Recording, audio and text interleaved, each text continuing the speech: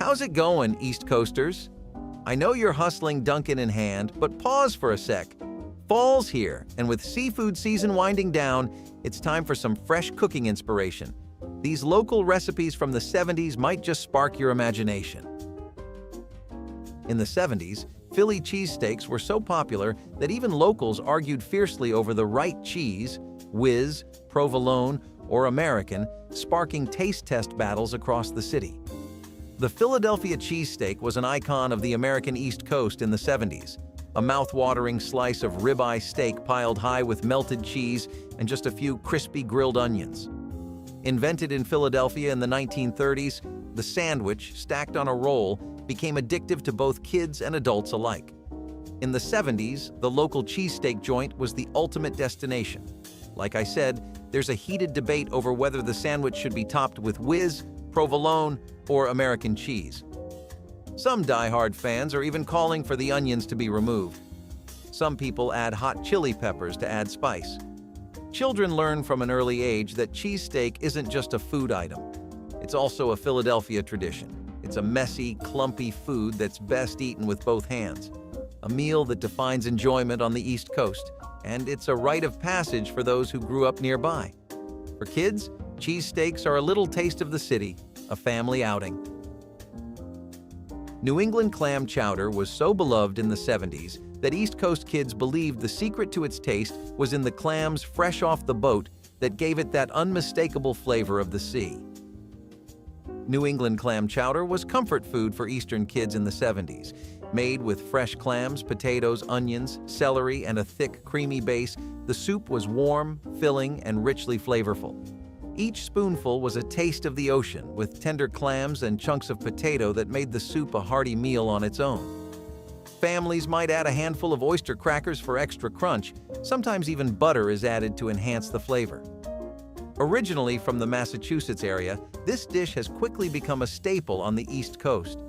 Perfect for slow days and at holiday gatherings, kids knew that when clam chowder was on the menu, it meant warm bellies and a happy table. In the late 70s, clam chowder was more than just soup. It's a staple on the East Coast, a taste of the sea, and a dish that represents local pride. For children growing up on the East Coast, clam chowder was like a warm embrace from home. Creamy, delicious, and full of memories of family meals and beach vibes. Maryland crab cakes in the 70s were so essential that families claimed their crab recipes could predict summer, and local kids learned to crack open blue crabs before they could ride a bike. Maryland crab cakes were the flagship of Eastern Shore seafood in the 70s, delicately combining lump crab meat, breadcrumbs, mayo, and the right amount of Old Bay seasoning.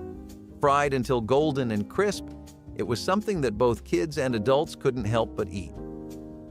To someone growing up in Maryland, the blue crab was a native find, and the crab cakes were a way to celebrate it. Served well as appetizers, sandwiches, or accompanied with salads, they brought a great burst of savory taste.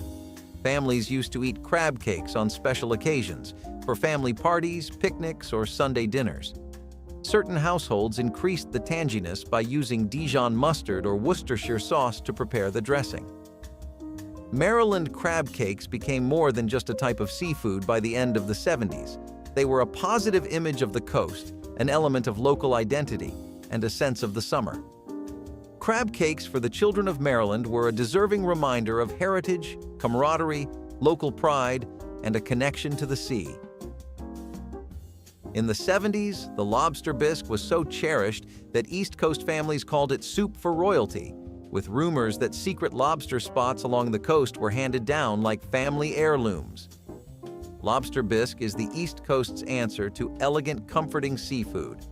This rich, creamy soup is made with lobster, heavy cream, and a few cherries. It has a luxurious taste that feels like an appetizer. Although it originated in France, it found a second home on the East Coast, where locals made it their own. For kids growing up in the 70s, Lobster Bisque was a taste of something fancy, the type of dish served on special occasions or enjoyed at upscale seafood spots. People love it for its deep, comforting texture and rich lobster flavor. It is often served with crusty bread for dipping. It's a warm bowl that's perfect for chilly days. In the late 70s, Lobster Bisque was more than just soup. It was a celebration of East Coast seafood, a dish for special gatherings, and a reminder that seafood could be elegant and hearty. For kids, it's a dreamy, creamy taste of East Coast luxury. In the 70s, New York pizzerias were so serious about their pies that some insisted their unique flavor came from the city's tap water, giving each slice a signature taste no other city could replicate. New York-style pizza was and still is a culinary icon. With a thin, foldable shell, rich tomato sauce, and layers of mozzarella cheese, this pizza was a slice of the city in every bite. Kids who grew up in the 70s were lucky because it was everywhere. Whether it was at the pizza shop on the corner, at a family party, or on a chill Friday night at home, it was the perfect go-to dish. Families can argue about the right way to eat it. Fold it in half and add lots of toppings, or just plain cheese. Some people add oregano or red pepper flakes for extra flavor. But don't underestimate this New York-style pizza for your regular same-old pizza. This isn't just any pizza, it's a cultural experience. Every bite tastes like the bustling streets of New York. Strutting down Fifth Avenue or downtown Manhattan, this pizza has it all. Back in the 70s, New York kids claimed you could tell a real pizza by the way it folded perfectly in half. Some even said a slice was only legit if oil dripped down your arm after the first bite. New York-style pizza was more than just a single dish. It's part of the East Coast way of life, memories of family pizza nights, and an ode to city life. For children growing up in the East, a slice of New York pizza is just pure comfort. It's a taste of the city, and it's a reminder that pizza night gets better every week. In the 70s, Boston baked beans were so essential that some believed you couldn't call yourself a true Bostonian unless you could perfect the art of slow cooking them to sticky, sweet perfection.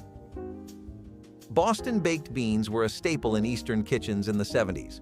Made with white beans, molasses, brown sugar, and salted pork, this dish was slow cooked until the beans were soft and the sauce was thick, sticky, and sweet. The magic ingredient? Molasses.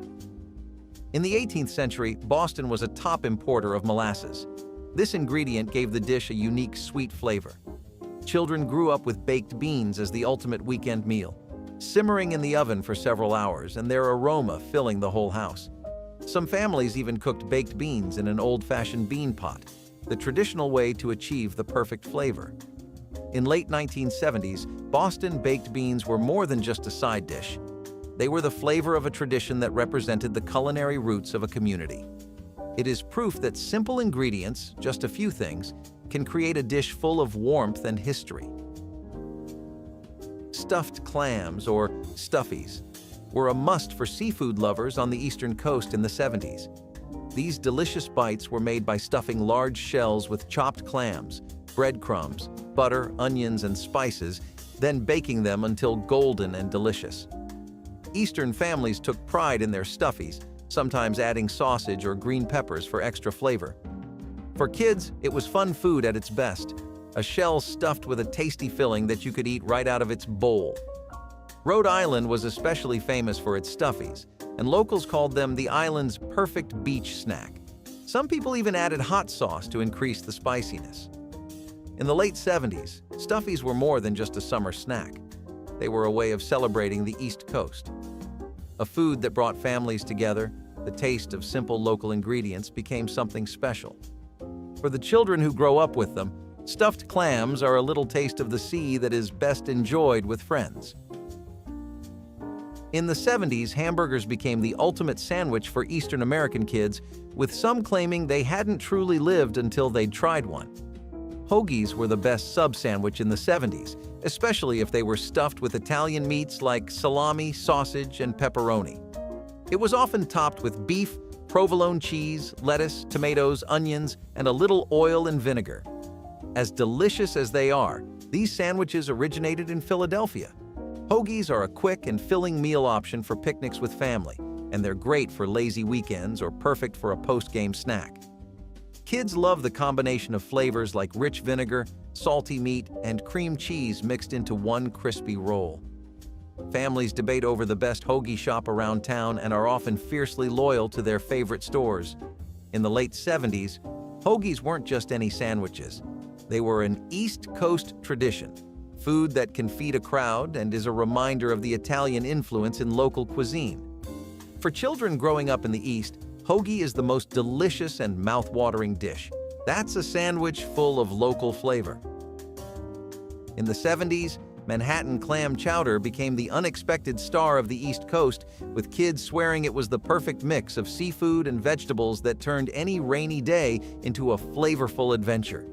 Manhattan Clam Chowder is a unique tomato soup that stood out against the creamier New England version. Made with clams, tomatoes, celery, carrots, and lots of herbs. The soup is juicy and rich and has a bold red color.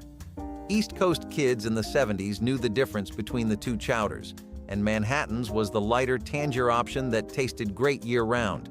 It was also a great way to eat vegetables with delicious seafood. Some families even added a little crushed red chili for extra warmth. This soup is said to have originated from Portuguese influence in Rhode Island, which brought tomato-based seafood stews to the East Coast. By the late 70s, Manhattan Clam Chowder wasn't just soup anymore. It expressed a departure from New England traditions and embraced different flavor profiles.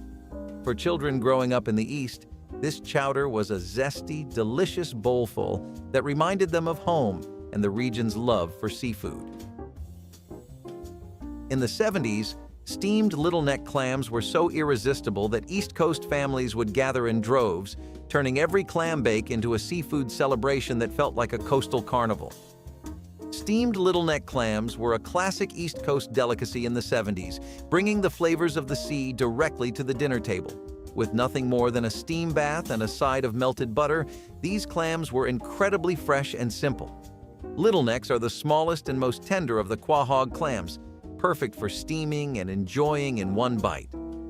Families on the East Coast gathered around large clam pots at backyard cookouts, beachside picnics, or cozy family dinners. There was a fun factor for the kids. They could pluck the clams right from their shells, dip them in butter, and pop them in their mouths. By the late 70s, steamed little neck clams had become a coastal tradition, their salty, buttery flavor capturing the essence of East Coast summers.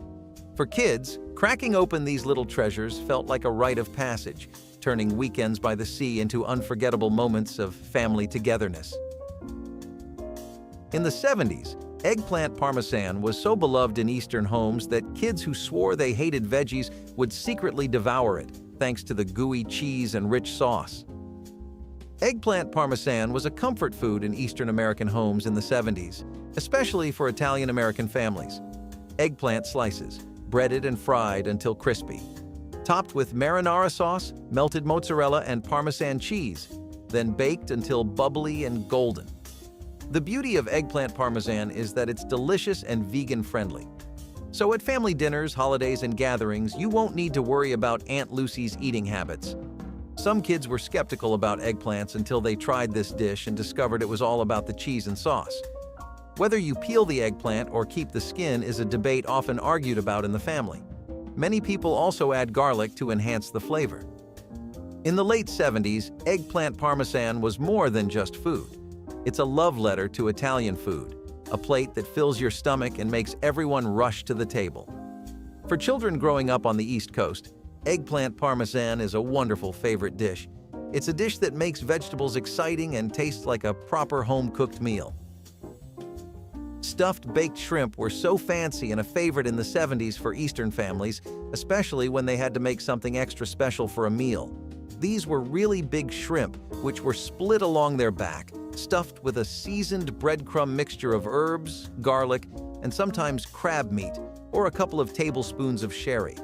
They were baked until crispy and golden, and they turned into a wonderful source of tasty and rather refined but not overly sophisticated food. When it came to creating the stuffed shrimp, Eastern American families were quite serious about it, each family adding its own unique twist. Some added the grated cheese, the hint of lemon zest, or even bacon bits.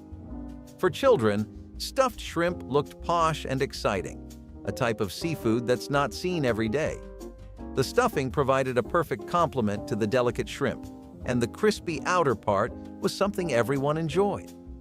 Baked stuffed shrimp also became familiar for frequent appearances at family dinners, holiday meals, and other special occasions, where children were taught to savor the tender, buttery shrimp, which offered a satisfying array of toothsome sensations. If there was ever an emblematic dish of seafood dinners along the coast in the late 70s, it was stuffed shrimp. More than a meal. It was sophistication, summertime, and comfort. Chicken cacciatore, or hunter-style chicken, was a hearty one-dish meal that quickly became a family favorite in Eastern American households in the 70s. It consists of chicken pieces simmered with tomatoes, chili, green onions, garlic, and herbs. Making cacciatore was a lifesaver for busy families, with a rich, flavorful sauce that was perfect for scooping up rice. It uses the items in your pantry, making the house smell good, which everyone longs for. Each family has their own recipe for chicken cacciatore. Some added mushrooms, a dash of red wine, or a sprinkle of fresh basil, while others stuck to the classic bell peppers and onions. Kids of the 70s might have viewed this vegetable with suspicion at first, but they couldn't resist the juicy and tender chicken in that delicious tomato sauce. And if served with lots of bread to mop up the special sauce, even better. Chicken cacciatore is more than just food. It is a connection to Italian roots, a delicious dinner that brings the whole family together, and it's a dish that showcases the simplicity and intensity of Italian-American cooking. For the kids, it's the perfect combination of spicy chicken and delicious vegetables made with love and topped with extra cheese. Soft-shelled fried crabs were the end-of-season bounty for every Eastern American family through the 70s. Unlike the other types of crabs, soft-shell crabs could be eaten with the shell because crabs had just molted their shells, which were tender enough to fry and even eat with the shell. Usually boiled with seasoned flour or cornmeal, these crabs were fried until crisp, salty, and crunchy, with the unmistakable tang of the sea that seafood lovers craved. Blue crabs were found on the East Coast, and when spring arrived with soft-shell crabs available to locals, families could not resist this sweet treat. Fried soft-shell crabs were consumed whether at a beach stand, fish fries at home, or at small seafood restaurants in the region. Sure, some families had turned them into sandwiches, consumed on rolls with a little tartar, sauce, or coleslaw. By the last quarter of the 70s, fried soft-shell crab was no longer merely a seafood dish, but a symbol of the coastal way of life, and more importantly, a taste of summer.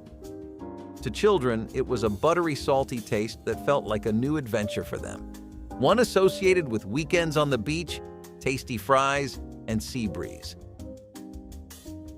Back then, Eastern American families had a secret weapon for celebrations and breakfasts alike: Codfish Cakes, a savory golden brown treat that made local Atlantic flavors sing. Codfish Cakes were a classic, budget-friendly dish for families in the East during the 70s, made from the region's plentiful Atlantic cod. The cakes were simple but delicious: dried and boned codfish wrapped in mashed potatoes, onions, herbs, and a pinch of seasoning, fried into beautiful brown patties. There were also things like salt cod, which needs to be soaked in water to make it softer during the next day and night, something the kids probably wouldn't have grasped, but served perfectly to add a taste of saltiness, for example. Codfish cakes were accompanied by tartar sauce, lemon wedges, and sometimes even a spot of hot sauce. You would see them at Thanksgiving, Christmas, and Easter, and sometimes they would even show up at breakfast with eggs. Families used codfish cakes in their diet because they were easy to prepare in large quantities and served throughout the week. For kids, codfish cakes tasted like comfort food, a nice crispy outside with the softness of fish inside. These cakes by the late 70s were no longer only a dish, but a part of Eastern maritime history, a pinch of economizing ideas as well as a delicious reminder of how one cannot go wrong choosing local seafood while staying on a budget. For the kids, they were warm, crispy, and tasted like tradition and home. For kids growing up in eastern states, pickled herring was the daring snack that either made you an instant fan or left you scrunching up your nose. But it always kept people talking. In the eastern states, especially among European families, pickled herring on crackers was known to be a snack with substance. This was not your ordinary fish. This was fish with color, flair, and personality. Another element of this diet was pickled herring, particularly in vinegar with onions and spices, quite pungent fish that tastes best when eaten with plain crackers. For specific flavors, some families placed a small spoonful of sour cream or twirled dill on top to lessen the spiciness, and some preferred the potatoes plain. Filled with omega-3s and bursting with flavor, this snack was as adventurous as it was healthy. In fact, sometimes the youngsters required some convincing to consume it. The dish originated in Scandinavia, and it's an accompaniment of Eastern European Jewish cuisine, notably.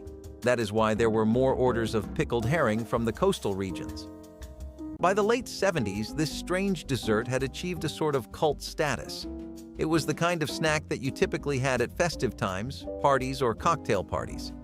The sharp, menacing taste of herring, soaked in vinegar, would have been somewhat of an acquired taste for a generation raised on more delicate flavors, but for those families who were used to it, pickled herring was a nostalgic luxury.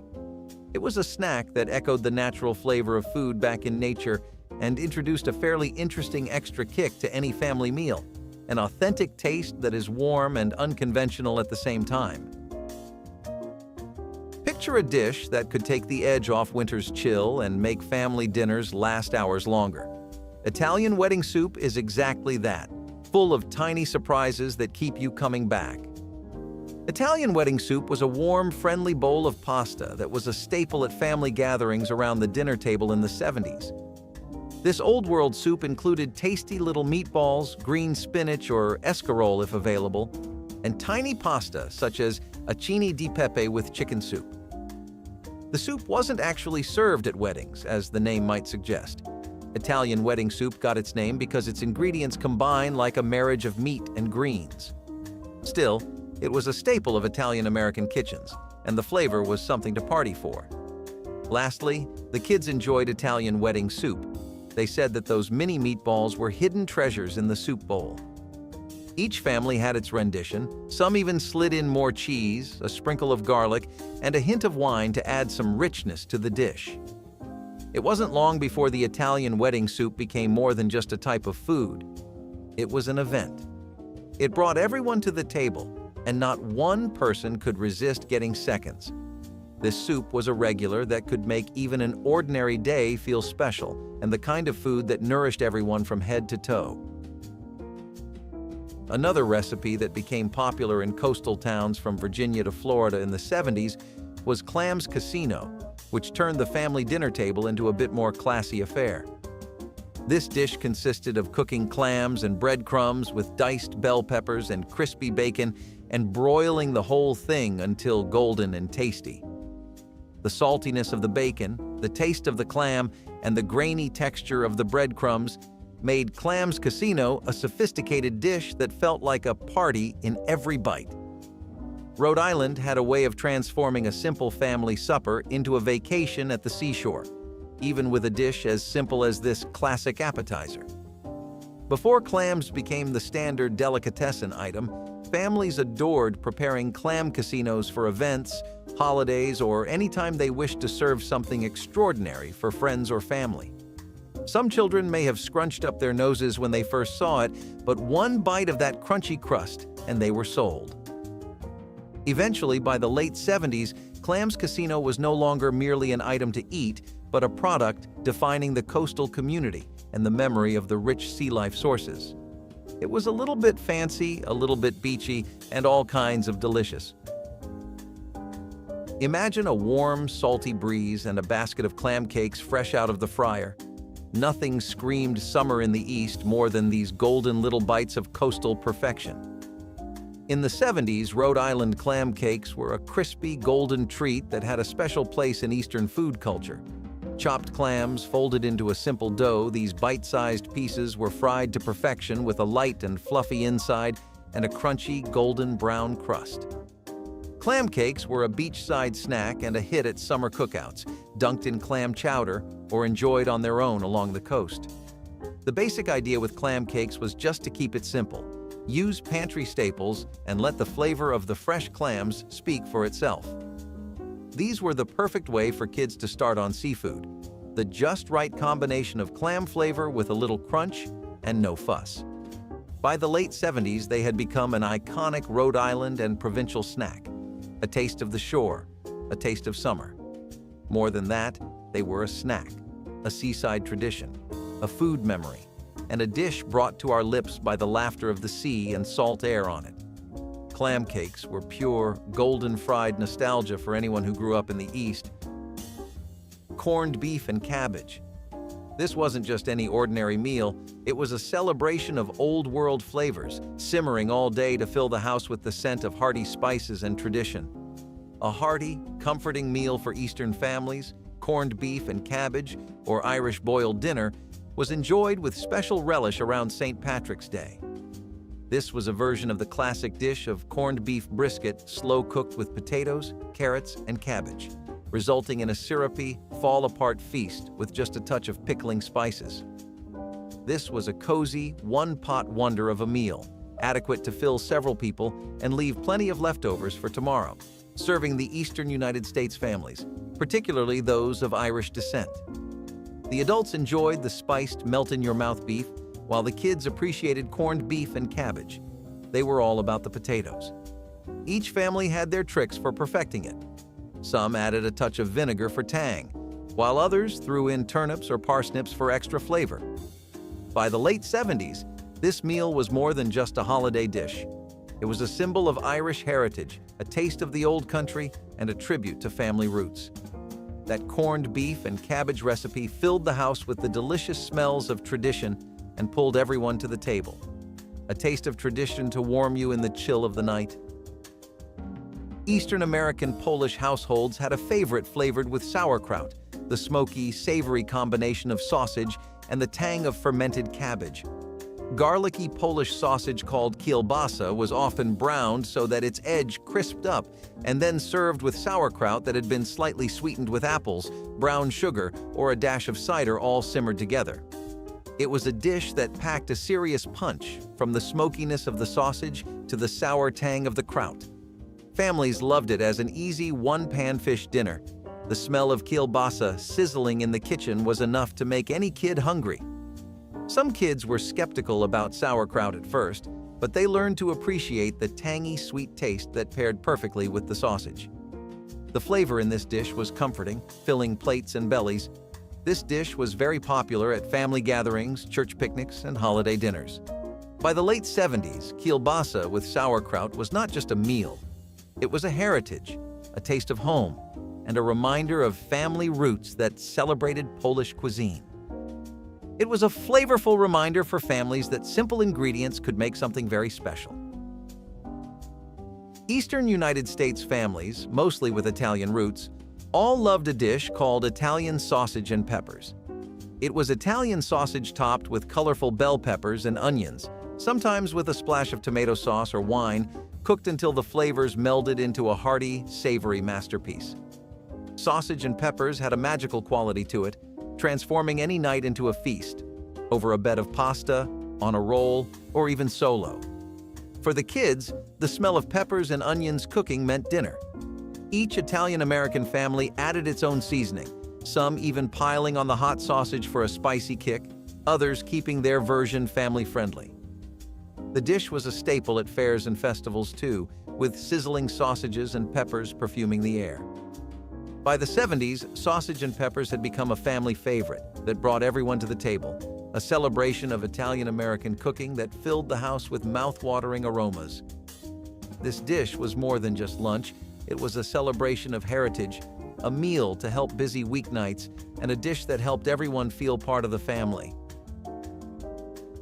In the 70s, a classic for families in the eastern United States was maple syrup baked ham, salty and savory ham married to the sweet maple syrup.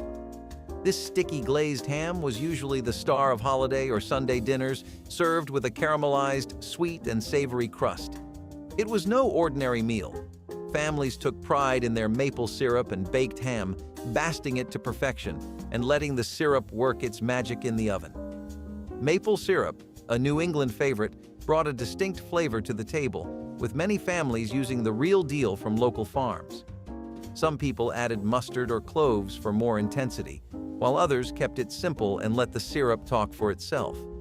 Kids went nuts for the sugary glaze and didn't mind being spoon-fed something that tasted like candy for dinner. As the 70s wound down, the maple syrup-baked ham was something more than a dish. It was an Eastern thing, a family favorite that brought everybody together. This was a meal where really ordinary ham became something actually extraordinary, sweet, and savory that had everyone reaching for seconds. Of course, Eastern American comfort food was Parker House rolls. Buttery and fluffy, they melted in your mouth. These rolls were named after the legendary Parker House Hotel in Boston, and during the 70s were a special treat for many families. They were soft and a little bit sweet with a golden brown top that all but demanded some butter. Whether it was homemade or store-bought, Parker House rolls were a staple at Thanksgiving feasts, Sunday dinners, or any event that involved using extra carbs.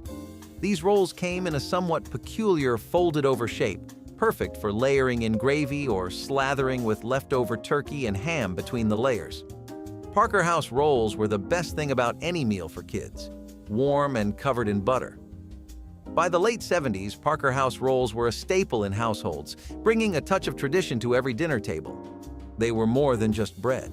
They were little bites of happiness, a comforting treat to make any meal seem special, and a taste of Eastern American history on whatever plate they settled.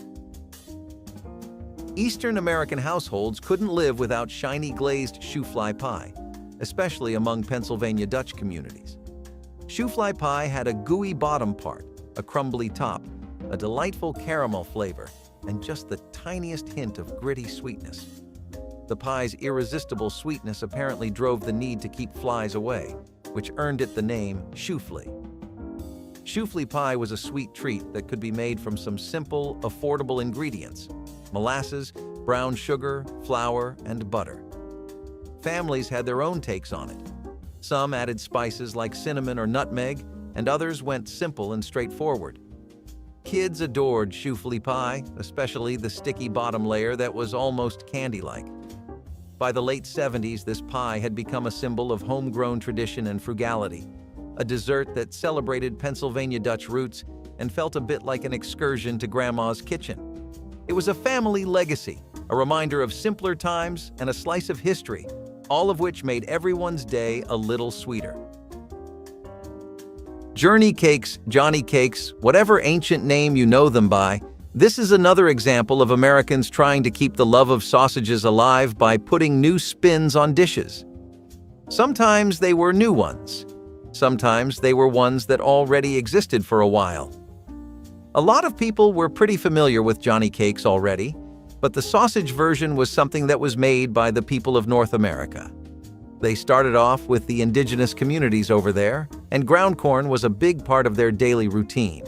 They started using ground corn to make these flatbreads, which were the basic breakfasts in North America. Eventually, farmers started getting their hands on a bit more pork than before, and thus sausages were brought into the mix. It's really a great lunch or breakfast, doesn't bloat you, doesn't leave you running close to empty still, and feels great while tasting delicious.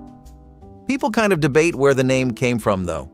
There wasn't really a Johnny that made this dish popular, nor was there any kind of historic or iconic journey that it was popular with. I guess maybe you could call it an offshoot of Jonakin, which was a New England term that was used for cornmeal cakes and the like, but then again, it's not really the same. Either way, what we're concerned about is how it takes a sausage and makes it shine. It didn't start out this way, as in the North it was really just more corn than sausages. When it hit New England, it was a breakfast meal that would come with molasses or syrup. In the South, you'd instead have cornmeal pancakes, and over time, more and more breakfast items kept getting tacked onto the dish until we hit sausages. Beef paprikash. It sounds complicated to make, but I know your grandma, just like mine, made it without batting an eye.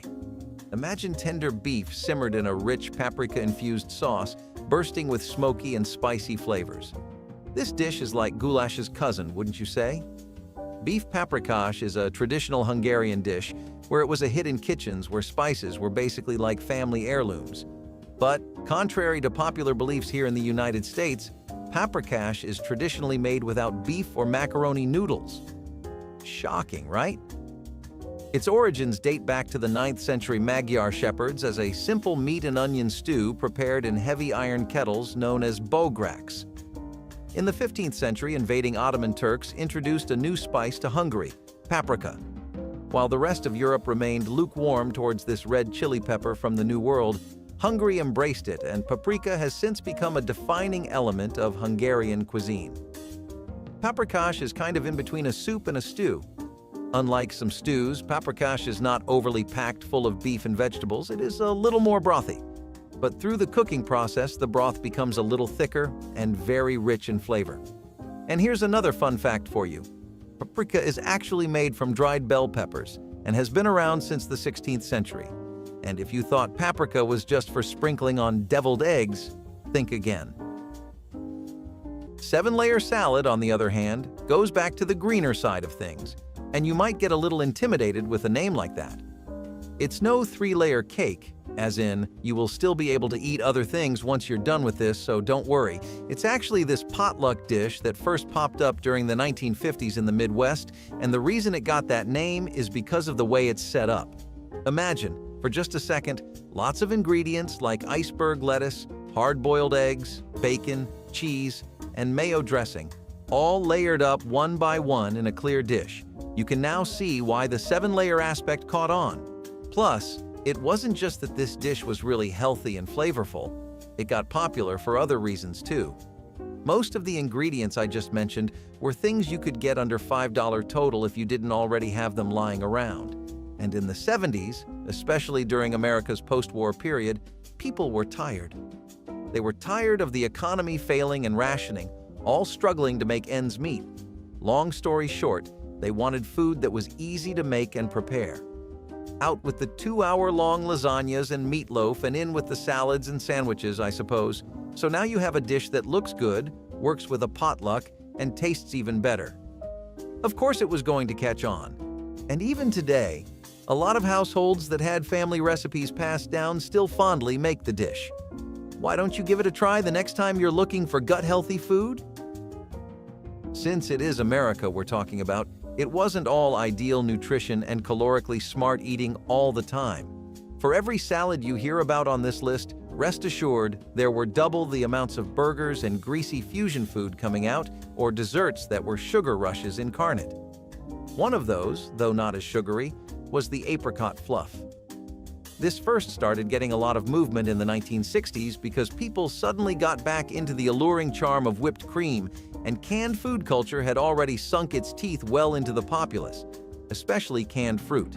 Now this dish involves whipped cream, canned apricots, and gelatin mixed together and chilled to make a nice and light dish that has the perfect fruity aftertaste to it, like apple pie. It started the culture of fluff food, which was always marked by its wallet-friendly nature and ease of preparation. Canned food was some of the cheapest stuff you could buy at a grocery mart, and making desserts out of that which the entire family could enjoy, down to the kids, was nothing short of some fine 10 out of 10 adulting. You can even put marshmallows in this too, by the way. A lot of people used to. I know I certainly would, and toast at that. You know, it's a little weird that German cuisine does not get more love in this country. Luckily, we have dishes like Black Forest Gâteau that challenge that stereotype in the most delicious ways possible. Whatever sparked that country's consuming passion for exploring foods of the wider world in the 70s, we desperately need that back today. The kids are growing up on peach raspberry vapes and Skittles. Anyway, this was one of those dishes with some presence. It became a symbol of sophisticated eating, and it was one of the finest multi-layered treats you could get your hands on. Americans absolutely loved having this in restaurants, and most French and European-themed joints did have their own version of a Black Forest Gâteau. It uses Kirschwasser, which is otherwise known as cherry brandy, as well as maraschino cherries and chocolate shavings. Some 1970s adaptations of the dish, which make it a little easier on the finances, usually skip the brandy, and there were many home chef cookbooks that made versions of the dessert aimed straight at home cooks that wanted to get a little taste of European dining while not ever having to step foot outside of America. Fair play to them, but in my opinion, if you can spend a bit on this dish, you should, because it really is an experience. Sausage balls are actually something that you can vibe with a lot easier. It's also yet another thing that we got as a result of the war and how it handled food throughout the nation. I don't think the government ever saw this kind of culinary innovation coming when they decided to go all in on rationing things and making canned food popular, but you never know what goes on in the mind of a good chef. Kind of a testament to human creativity, right? You don't have to give all the credit to them, though. General Mills also helped out a lot here.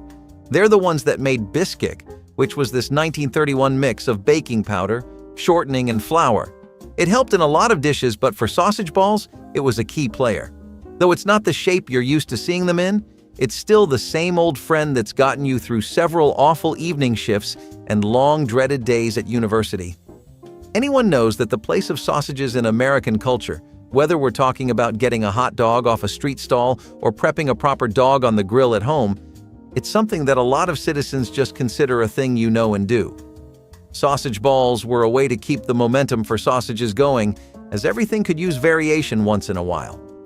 You take Bisque, which gives a ready-made mix and gives a solid base for the sausage balls, and cheese, which holds the shape together and gives it that comfort factor. So your idea of a salad is probably a lot of greens, some vinegar, a bit of French dressing here and there. You know, things still within the bounds of sanity, of rationality. Now, another dish that originated from Europe, stuffed kohlrabi. This traditional Hungarian dish features bulbs of kohlrabi stuffed with a flavorful pork and rice filling and served alongside a kohlrabi soup made with leftover scraps and greens. I know it doesn't sound very appealing, but if you're adventurous, it's worth a shot. But what is kohlrabi?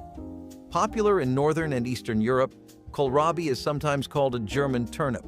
Kohlrabi may look like an alien creature, but if you've never tried it, you're in for a treat. It has a texture similar to broccoli, but it's sweeter and not quite as smelly. Stuffed kohlrabi is a very traditional Hungarian dish, but there's no one single way to make it. Much like Italians and their marinara, every family will have their own different version of it, with different meats. Some feature beef instead of pork, or a mix of the two, as well as many different stuffings and seasonings. But this one is particularly unique in that it uses all vegetables, including greens. It makes its own side dish by pureeing the greens and leftover pulp from the hollowed-out bulbs into a gorgeously green, flavorful soup. Brilliant, right? Imagine a cake recipe that makes its own frosting or something. That would be sick, am I right? Or am I right? Kohlrabi has a mild, slightly sweet flavor, kind of like a cross between a cabbage and a turnip. Once stuffed, these little guys were baked until tender, with the beefy filling bubbling away inside. If your grandma was making kohlrabi, just know that she was way ahead of her time, since it can perfectly fit into today's low-carb keto lifestyle. Arguably one of the finest things to ever come out of Mother Nature, and especially when you make a shout Halleluja potato salad. Before you ask in the comments, I'm just as lost as you on where they came up with the name. I mean, maybe they were Jeff Buckley fans? Side note, I really hope you get the reefer either way. This salad really did want to make you yell Halleluja, so there is that. It just isn't very often that you come across a salad that has it all, you know? The taste, the binge-eating potential, the perfect texture, and the health benefits. This one takes hard-boiled eggs, scallions, paprika, mayo, and potatoes, and a pretty tangy dressing. This is one of those dishes that German immigrants first brought over with them, and I'm personally glad they brought the best of their kitchens. All in all, if you're trying to find a new way to have a delicious salad, this is definitely the best thing on the market. It'll get you feeling fuller and healthier, and it's a lot better than a greasy street-side sandwich which your doctor may be recommending you to eat a lot less of. Speaking of comfort food that doesn't ever really get old, let's talk about Big Mama's egg pie. Funny name, right? A lot of people think the title came from the rural South. There, the mom of the family was often always in charge of deciding how the family would eat, a lot more so than other communities. They became known affectionately as Big Mamas, and it was a pretty cute honorific for Southern Black families. That's how they'd refer to the grandma or the eldest woman in the family who would cook all the delicious things you guys grew up on, like this pie here. When the Great Migration happened and those communities first flocked to America, they brought over a slew of family-friendly recipes with them, this egg custard pie being one of them. I didn't really get it either until I found out the history behind egg pie and how it's a staple of Southern homes. Basically, if you live up there, you've been around the block with this pie a few times. The custard eggs really need to be whisked properly to get it right though. But that's something grandmas, or as this dish would refer to them, big mamas were pretty well acquainted with. The best thing about custard pies was probably how easy it was to make them, which is also how they ended up getting so popular in the first palace. The ingredients were something you'd find around anywhere, really. You don't get a gray hair cooking food for a family on a yearly basis and come out of it with no tricks with basic things. Devil's on Horseback is a pretty daunting name for something that's a Victorian-era appetizer, but hey, it sounds like it kept up with the trends of the time at least. The dish gets even sillier when you hear the ingredients. Before I start telling you, take a small guess. Maybe some seriously hot, throat-busting pepper? A rare, exotic cut of meat? Some kind of complex sandwich? The answer might be a bit of a letdown, but at least the taste isn't. Devils on Horseback typically involve things like a prune or dried fruits in a tight and generous bacon wrapping that are then roasted. It's said to have been inspired by angels on horseback. Yes, I know. The irony or the cheesiness is not lost on me, but that one used oysters in place of dried fruit. Still, it was all the rage in the 1970s. Especially at retro bars and cocktail parties, it was a perfect hors d'oeuvre, and it became a snack that you couldn't keep your hands off of at most parties.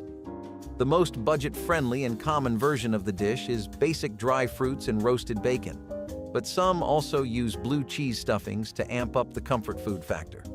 While it wouldn't win any awards in a naming contest, it has always been a staple of best-selling cookbooks and booked-to-the-brim parties. Now, despite what you may think, pasta dishes did not start trending in the 2010s like we know it. They've been something America has been deathly scared of for a year. Pasta primavera, on the other hand, was one of the few things that actually took off in the 1970s. It was one of the few dishes besides spaghetti and meatballs to get some kind of traction in the States. Pasta primavera itself is a dish that features vegetables in light sauces, and it was created by Cirio Macchioni.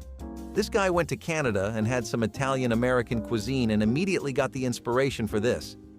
One of the best things about this dish, besides it being immediately budget-friendly while having a sweet flavor, is that it was a sign of the times. The 1970s were kind of this weird self-reflection moment for America, where it was realizing that most people's diet is horrible and too fatty. People wanted to shift to something cleaner, greener, and healthier, and dishes like pasta primavera were paving the way for that. Cirio Macchioni knew exactly what he was doing when he made this, it seems, because this sautéed veggie dish is everything an American diet should include. Speaking of healthy, here's something else that followed the exact same tune. Shepherd's pie, the cozy blanket of food. This classic comfort food originated with the clever idea of layering leftover ground beef with mashed potatoes.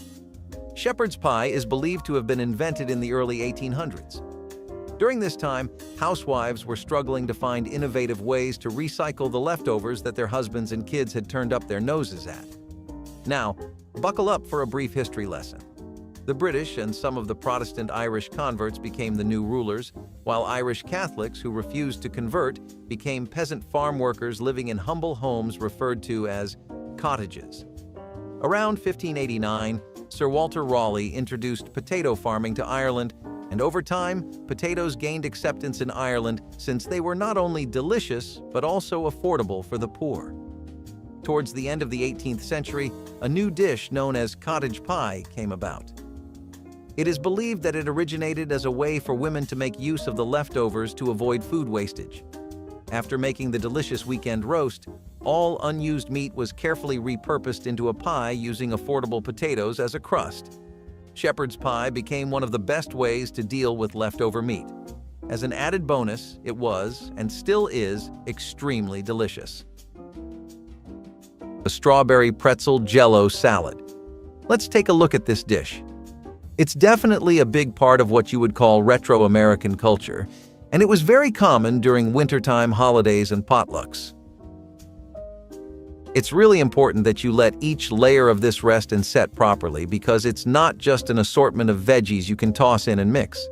The pretzel crust, the cream cheese, the JelloO layer, and the base all need to be set properly before the next one's added and chilled. It sounds like a lot of work, but I promise you, It really is an experience. I guess the saddest part about this dish is that it's completely a forgotten memory in the history of American cookbooks now. There was time in the middle of the 1900s that was really characterized by one thing and one thing only: creativity. You might be surprised to hear a salad like this exists, but back then people were making all kinds of colorful layered dishes that had explosive flavor profiles and would never shy away from the flavors their ingredients presented. Healthier versions of this salad used things like sugar-free JelloO, but it was never really a dish that was healthy to begin with. It was one of the best things to throw at a birthday party or for a cookout when you needed a break from the pork and the beef. Moving on to something that is American-made: Salsbury steak, seasoned ground beef patties, pan-seared to perfection, and then smothered in a rich onion-loaded gravy. What's not to like?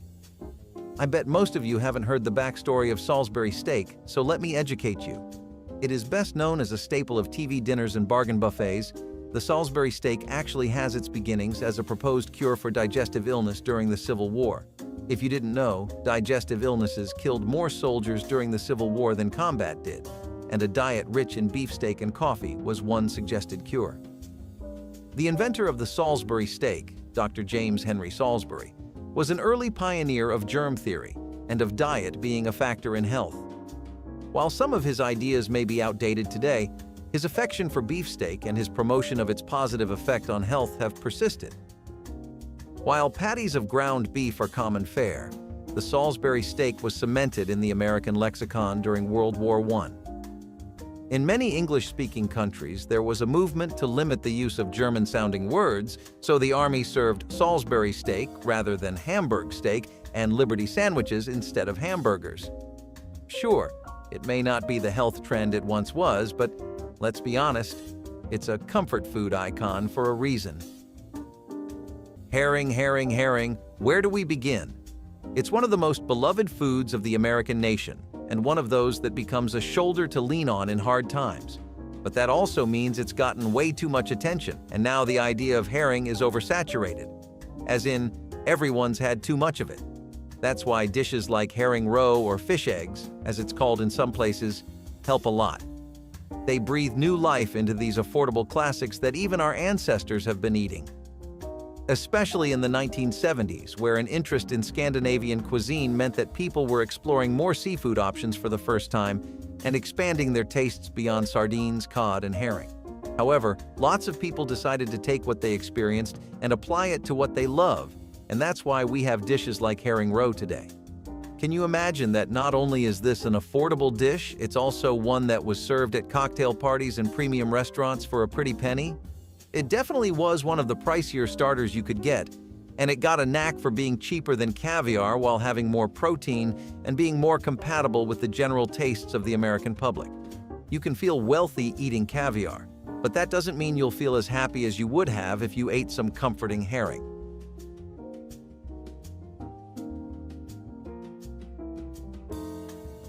Coconut chiffon cakes. These started becoming popular in the late 1920s, and the earliest reference I could find was of Harry Baker, who kept a secret recipe for 20 years before it finally became public in the 1940s. Before he decided to share his secrets with the wider world, most cakes were pretty heavy and required a lot of batter.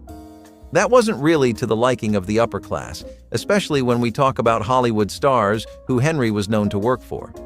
They preferred foreign styles of making cakes, and especially in Europe, chiffon cakes were really popular. Henry got a solid grip on the dish because he prepared so many of them for their special events, and eventually, he developed a perfect recipe that even General Mills had their eye on. When they did get it, they started promoting it in their Betty Crocker recipes, which was a surefire way to bring the cake into the mainstream. That's some real commitment to the bit. But his recipe was sought after because even despite how chiffon cake is naturally a pretty light and airy cake, his was like a floating cloud with the best parts of coconut milk and extract. Also, the shredded coconut on top and the cream of tartar really gave it that finishing touch. If we move on over to the South for a bit, we're going to find that these people dearly love their potato salads. Who can blame them? Region to region, There's no family that doesn't have a deep, intimate relationship with the potato. Arguably one of the finest things to ever come out of Mother Nature, and especially Hawaiian hash was a cultural meeting point between Polynesian and American tastes, and it was one of the highlights of the tiki craving that everyone was having during the 1960s and 1970s. Those 2 decades were definitely about exploring all kinds of flavor combinations and new palates, but people took more to savory profiles than anything else, and this was proof. People were getting more and more fascinated with how Hawaiians ate, and I'm not just talking about a Spam and pineapple sandwich or drinking coconuts with straws. It was seen as exotic cooking, but it was really easy to make, which fit the preferences of the time. They wanted food that was easy on the effort and the wallet, and Hawaiian hash couldn't fit the bill any better.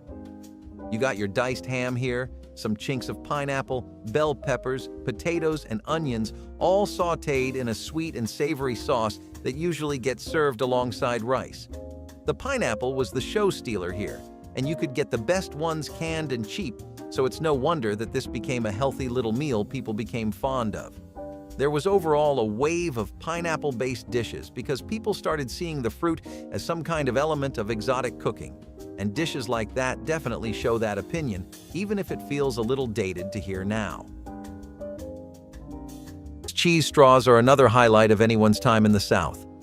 Cheese straws themselves are something that have been around since the very earliest cocktail parties, but it's in the South where cheese is revered as the holy grail of dairy, where dishes like these first got a lot of steam.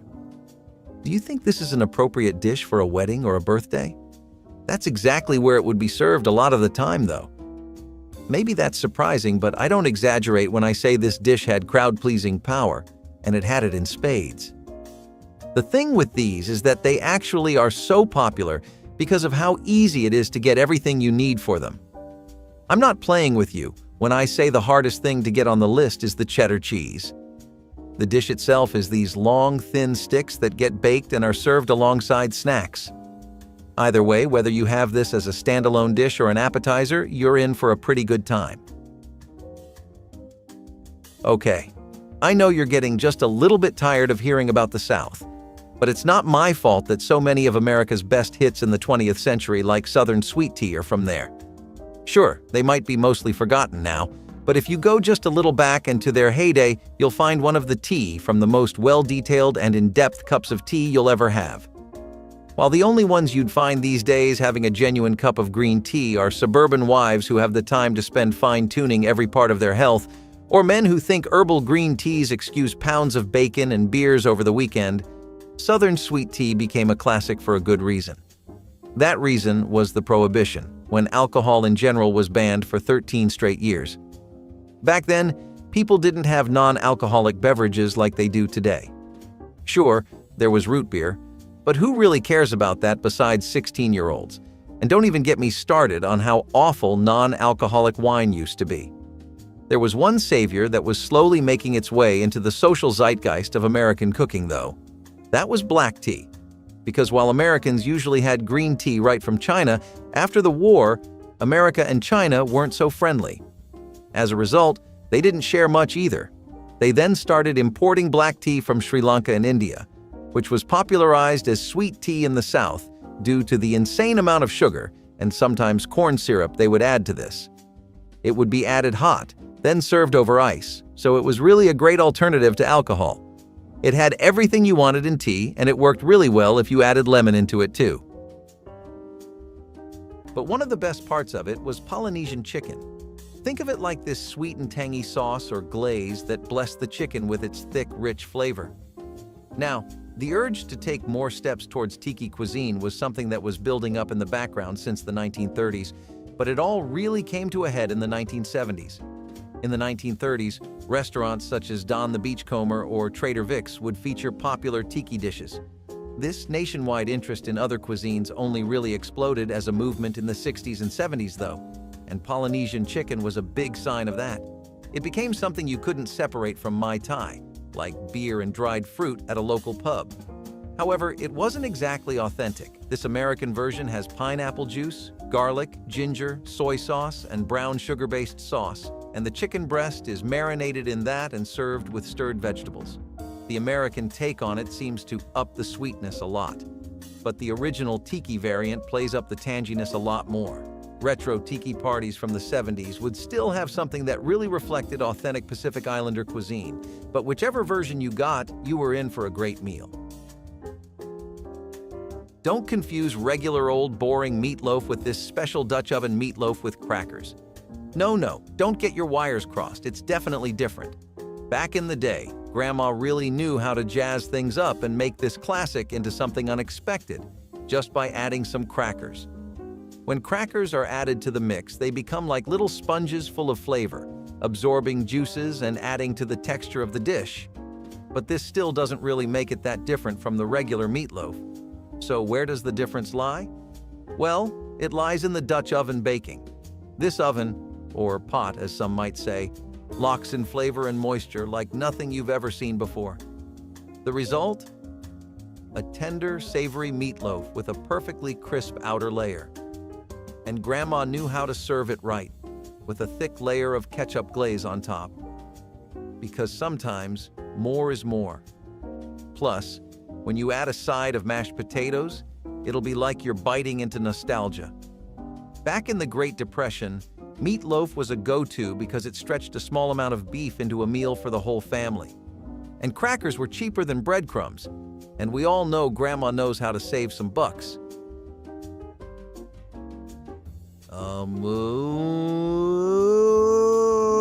This video surely got you longing for some clam cakes, you seafood-eating people, so be sure to comment below your favorite East Coast dishes. And don't forget to like, subscribe, and turn those notifications on till next time.